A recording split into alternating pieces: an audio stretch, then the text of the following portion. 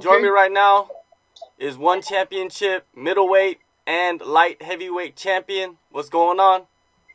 What's happening? How are you? Good, good. End of March, a couple weeks ago, you successfully defended your middleweight title against Ken Hasegawa. Going into that rematch, you and your coaches must have analyzed the first fight. What did you see from studying the first encounter that you could utilize in that fight? So how unorthodox he is, and he's like his footwork is pretty good. You know, he gets out of range real easy, and then he jumps into range. His defense, you gotta attack a couple positions at the same time. You know, you can't just attack the head. You gotta attack the head, body. How tough he was. You know, we analyzed that. All right, so when you stepped into the cage, did the fight go as planned? Yeah. We knew he was gonna be tough. We knew it's gonna take him. You know, it's gonna take a while to break the guy down. It took me like a round and a half to really break him. You know, but we knew we were gonna break him. This fight we took it seriously. You know, we took it very seriously. For him to sign that, you know, for him to sign that agreement, fight me again, it means that he's like really driven, you know. So we have to be twice as serious. It doesn't matter. You landed the kick to the body over and over. You know, people watching saw the bruising, you know, form early. And later, we found out that he had 2 broken ribs. Were you surprised that he was taking those kicks and still moving forward? Yeah, like most people, even in sparring, you know, if they get kicked like that, they get stopped. You know, in sparring, if one just take it and then keep going, we do our job. It's crazy. His job it shows how tough he is. After the fight, Brandon Vera stepped into the cage to challenge you for your light heavyweight title. Did that catch you off guard? No, he wanted to fight me since last year. You know, when they did that first press conference in Japan, he called me out. You know, and I know he's always had that desire to be a double champ. You know, so I'm not surprised. Vera, he was very respectful. When you see like Brock Lesnar shoving Daniel Cormier to challenge him in the cage, is that a bad look for the sport, or you just laugh at it? No, it's good. I mean, like, I think we don't need to show animosity or anything like that. Because in the cage, when we fight, it's full on 100%. You know, you don't need to do that kind of stuff. Brandon Vera calling me out that way is nice. You know, it's refreshing. Brandon Vera, he's a big heavyweight now, and he's going to drop down a weight class. Do you see many advantages for yourself against him? Yeah. I train with heavyweights all the time. You know, I spar with big heavyweights all the time. It's not a problem for me. And he's fought at light heavyweight as well, so it's not gonna be a problem for him either. It'd be a good competitive hard fight.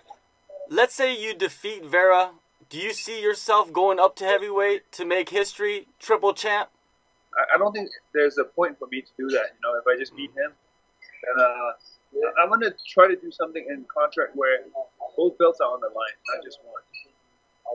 Whoa, that's interesting. Businessman. Yeah, not businessman, but it makes sense. It doesn't make sense that only my belt's on the line. When he also has a belt, I think both of our belts are on the line. I'll weigh in as a heavyweight. He weighs in as a light heavyweight. That title bout is scheduled for October in Japan. That's so much time in between, you know, from your last fight. What are you planning on doing in the meantime? I'm going to fight again in July. That's the plan. You're going to defend your middleweight title? Yeah, again in July, yeah. Who are the contenders? Like, is there somebody in your sights? Yes, there are some contenders. But I don't want to say the names out yet. You know, Martin Nguyen, he recently had his first training camp at Hard Knocks 365 with you. You have become a representative for that team in Asia. What separates Hard Knocks from any other team in the world? Everybody in there is a high level athlete. like a lot of us are accomplished, and a lot of us are family men, you know, working towards one goal, you know, of becoming a better version of ourselves. The energy there is so good, you know, so positive, and we always, you know, push each other. There's a very good bond between all of us right now, and the coaches are, the trainers there are like phenomenal. They're like, they know what they're doing because they've done it, you know. The people of Myanmar erected a statue in your honor last year. It must blow your mind when you see a picture of that. Have you visited the statue? Yeah, I was there for the opening. Okay. It's kind of weird. I don't like it, but you know, it is what it is. And it's a big honor for me. I don't think too much about it because it's kind of weird. Do your friends kind of bust your balls about it? Not really. Not really? No, not really. It's kind of weird. Like, I don't ever talk about it. Myanmar, they have many fighters coming up. Who are some of the guys we should be looking out for? I think you should look out for Teal, you know. The guy that's sitting across from me, Manny Pacquiao, the Dragon Leg. Yeah, he recently fought in Myanmar, right? Yeah, he did. What did you think about his performance and his potential? He has a lot of potential, you know. It's his first pro fight, so he stayed composed, you know, in front of a big audience. He did well. Still got to work on some, you know, some stuff, but for his debut, he did a very good job. He showed, you know, full skill set, striking, and then wrestling and grappling as well. You are so famous in Myanmar, and your popularity is growing around the world. But you are one of the most humble individuals in this sport. Where does that come from? The humility. Well, losing a bunch in my earlier days, in my earlier career, I guess that does it. You know, having been beaten, you know, knocked out, submitted, you know, beat up. So that's probably where it came from. Does that always play in your mind when you're training and getting ready for fights? That you always have to keep your ego in check because that can always happen to you? Yeah, it does, and I won't feel bad if it does. It is what it is in life, you know. But, you know, there's a saying that goes like this. Winning gives you confidence, but losing builds toughness, you know. And I truly think I'm really tough. I am who I am because of the 10 losses that I had on my record. Lethwei is growing quickly around the world. You know, Dave Leduc, he has become a great ambassador for the sport. What are your thoughts on him and the growth of Lethwei? He's doing a good job. You know, he's doing a good job of selling Lethwei, you know, and advertising and building the brand of Lethwei. And I thank him for it. You know, Lethwei is Myanmar's national sport, and not national sport, but it's a Myanmar combat sport. There's no reason why it shouldn't be as big as Muay Thai. Muay Thai is so big. But there's no reason why Lethwei shouldn't be as big as Muay Thai. You know, it's the same principle. Like Krav Maga is Krav Maga, in my opinion, is like it's very popular. But I don't get why it's so popular. There's no reason why Lethwei shouldn't be as popular as Krav Maga, as popular as Muay Thai. You know. It's the same concept, but then you use headbutts as well, you know? I believe, in my opinion, Lethwei is the best form of protection on the street, to be honest with you. Yeah.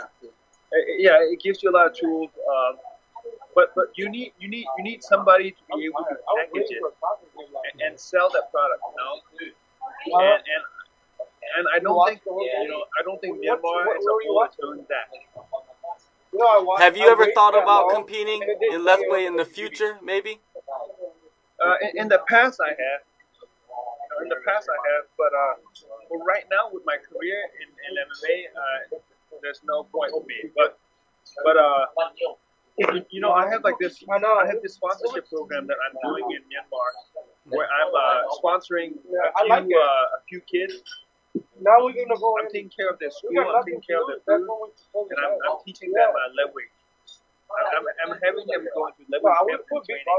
So in the future, I'm gonna be more involved in Lethwei. It would be two. The score not as a fighter, but more as a team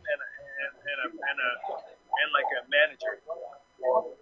Oh, that's interesting. Are you going to Myanmar soon to kind of start that, right? No, it's already started. It's already started. I started it beginning of last year. I mean at the end of last year. It's in the works right now. The kids are training.